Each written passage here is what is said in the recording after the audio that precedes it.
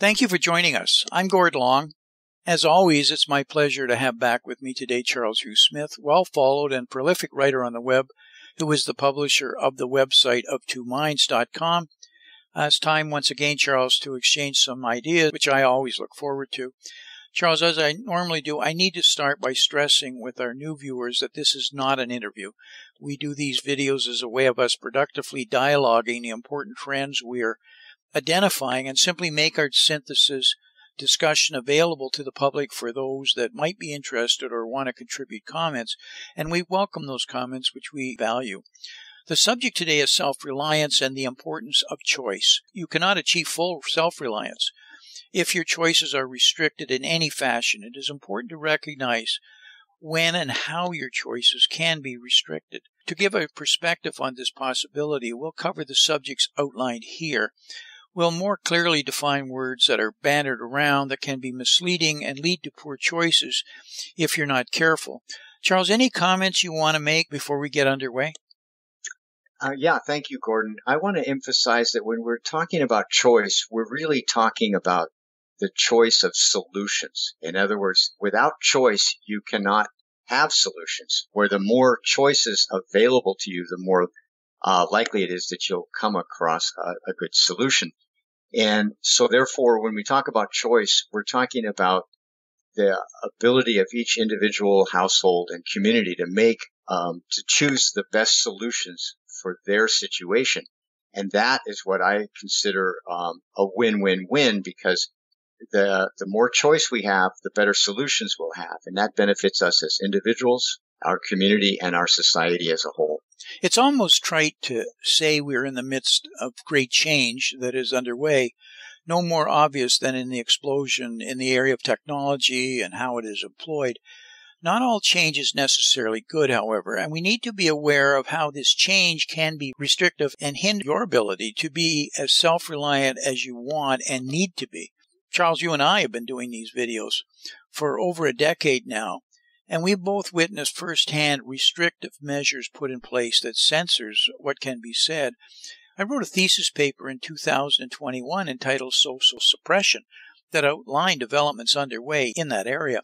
Some level of policing needs to be done. It's a very dangerous path. And this is a path that technology advancements have made quite attractive in shaping perceptions and framing your views that aid others and not necessarily yourself, and thereby controlling your behavior. What is more important to self-reliance than you controlling your choices regarding the taking of your decisions that impact your own behavior? And your decisions and choices impact who you are and what you hope to be. Charles and I put out this roadmap in 2012 as shown by the copyright label in the bottom right corner. The vertical axis recognized the potential shift from individualism to collectivism, while the x-axis plotted the shift from transparency and simplicity to complexity. Together, we watched over the years the progression unfold almost exactly as we were guessing it would be. In fact, we both wrote extensively over the years as each of those boxes unfolded. In fact, I personally co-founded the Financial Repression Authority in 2015 based on these expectations, and the expectation was they would eventually lead to increasing social unrest, stronger corporate control, statism, and if not tightly watched, even the possibilities of governments being more totalitarian in behavior, all of these restricting your choices and therefore your self-reliance. We need to break down some of the terminology that is thrown around so we aren't confused and misled. There are major, not so subtle differences between terminologies like individualism, democracy, and collectivism. So I'm going to start with individualism versus collectivism and then just go through each of these. Any comments so far in this, Charles? No, I'm waiting to have you go through our sort of definitions. I think that's the great way to start. We all know what democracy is supposed to be and supposed to deliver. Collectivism, on the other hand, is about equality of income and the practice or principle of giving up a group priority over each individual in it. The theory and practice of the ownership of land and the means of production by the people or the state. The Russian Revolution decided, in fact, to alter the course of what they call modernity towards collectivism. When collectivism is adopted within government or the state, it replaces freedom with dependency and control. The difference between democracy and collectivism leads to an outcome that no matter how much you try to democratize and make any given venture equitable, at some level people have to decide whether to allocate their time, energy, resources to it or something else. And the only way to do that is to make doing it so involve an economic trade-off. Choices ensues, as does subjective value and then ownership. And whenever you get ownership, you inevitably get concentration of it. And it can also lead to confusion of decentralization with collectivism. We have a lot of power spheres in our modern world, increasingly working together to increase their control over our lives, over our choices, and over our independence, frankly. And it's not conspiratorial in any way. I don't mean to suggest that. It's just natural evolution that's coming from this things becoming more complex. And what drives and fosters these fears, seeking power, as I said, is this desire for control to manage the complexity. That control delivers power in the forms of, to them, of goods and services, profits, political and brand influence, and in wealth. They all come at it differently, but they need each other and to solve these problems. And these four powers and influence are best suited to solving complex and managing complex problems. And they have the expertise. These groups, because of their size and scope, have the expertise to solve highly difficult and highly complex products and processes. They also have the staff and teams for strategic thinking. And when you have such capabilities and influence, you set the standards, the rules, the requirements, the policies, the laws, and the regulations. And all this comes with compliance of you, for you, a reduction in your choice, and restrictions of self-reliance. I'm not saying that these are not required, but you've got to really be aware and push back where your choices become quickly restricted. We're starting to see where collectivism may really be about restricting choice, frankly. Charles put out a paper a while ago, did quite well in illustrating the results of this in real life, and I have the quote here. Any comments on that? Because you really brought it home to me. Yeah, thank you, Gordon. I want to emphasize here that when we're talking about this concentration of power and wealth, as you say, it's the managerial skill sets as complexity rises. That's one of the reasons. But the other drivers are the motivations, the incentives. And so to really secure profit, the ideal for private enterprise is a monopoly. If you can buy up or eliminate your competitors and control the market as a monopoly or a cartel, your profits are guaranteed in a way that they're not guaranteed in a truly open, competitive market. And so that's why we see this tremendous concentration in the tech industry, and we have all these labels. It's big pharma, it's big ag, it's big hospital chains. It's like this concentration of the ownership and the control is driven by the desire to make profits secure and guaranteed. That's built into the marketplace, right? And then on the government side, as I wrote about in my book from 2012, the government has an ontological drive. In other words, every government structure seeks to solve problems by increasing its control and power. In other words, the solution for government is always the same.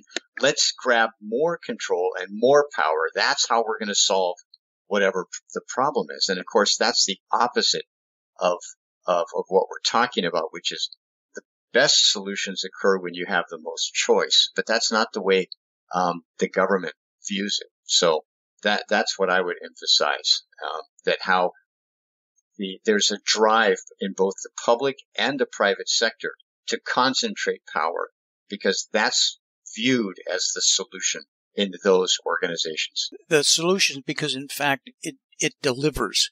It delivers what each of those spheres are after by reducing complexity.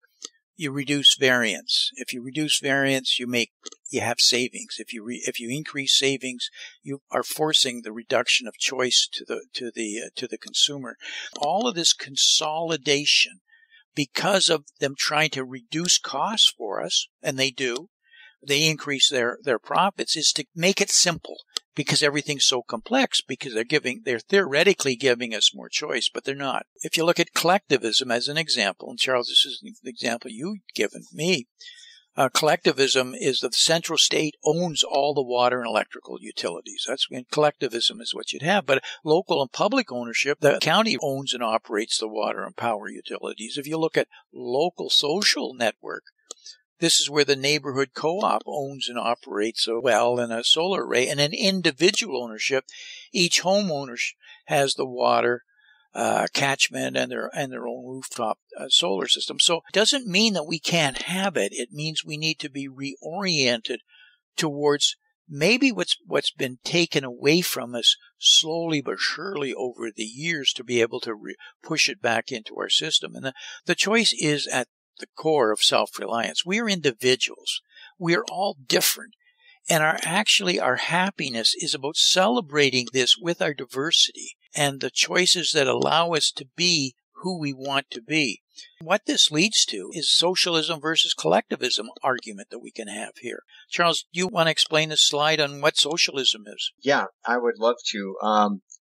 I want to describe what the original classical economic understanding of socialism was. This was developed in the 19th century. In classical economics, socialism is state ownership of the means of production, meaning the factories and the mines and the ports, all the productive assets of the society are owned by the state. And with the idea being that then the profits generated from that production would be distributed to the public at large, as opposed to private ownership, which would then concentrate the profits in the hands of the owners. But in the modern era, what we've seen is a shift in the cultural understanding of socialism from ownership of the means of production to the state should save us and provide for us and take care of us. And if we make a mistake, it should cover our losses. And so we see this like in the financial sector, that as soon as like the too big to fail banks made bets that didn't generate huge profits, that they generated losses, then suddenly the government is supposed to step in and save them.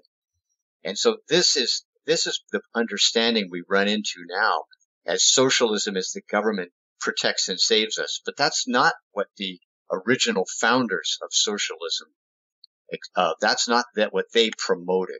And what we've seen now is that socialism is kind of a catchphrase for the abdication of personal responsibility.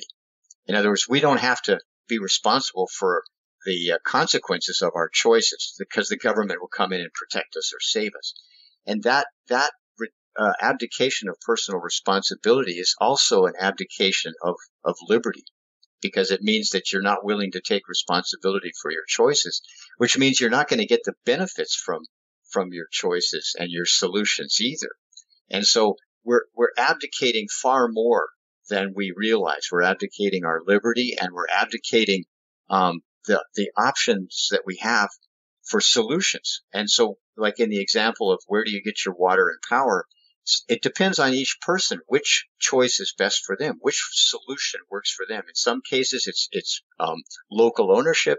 In other cases, it could be private ownership. It can be county ownership, or it can be private. You own your own system of water and power. So once we strip out personal responsibility and choice, we've stripped out liberty and we've stripped out solutions. Now, self-reliance comes through in productive networks, and you've written about this too, and the importance of cooperating with trustworthy others in productive networks. Do you want to expand on that? We have a quote here on one of the slides that I call it the Smith's corollary to Metcalfe's law, which is the name of the so-called network effect. Like the more people that are using some utility or service, the greater the value of that network. And my point in the corollary is, it's not just how many people are involved; it's the quality of the information and knowledge being shared. And that's a powerful concept, because in my idea of what a local network is exactly that. How much do people know, and what information are they sharing, as well as what products and services are they sharing? So the idea of a personal trusted network is, in my view, what we used to have in the days before the corporate and state consolidation that Gordon described. And so the self-reliance, if you depend more on your personal network of people you actually know, local businesses, local agencies, local school boards, then you actually have some say in solutions. You can actually be part of the solution, and instead of just being a passive observer to what somebody else decided. And so my other point here about personal networks is, we have this idea that the solution is to have some cabin in the woods or a bunker, somewhere, and you have all your goodies, and you're isolated. And that is actually not the solution as we go forward, because the solution is to work with others of like-minded people that share your values, that are productive. And so this is different than self-sufficiency, like that you're some isolated individual. We actually are, our strength as a species is working together. And so when I talk about a personal, trusted network, this is like the core strength of humanity. What can we conclude from this in wrapping up, Charles? It's really about who gets to decide what you do, you or somebody else. Decentralization is about the core, fundamental human right of choice, and choice is all about individualism.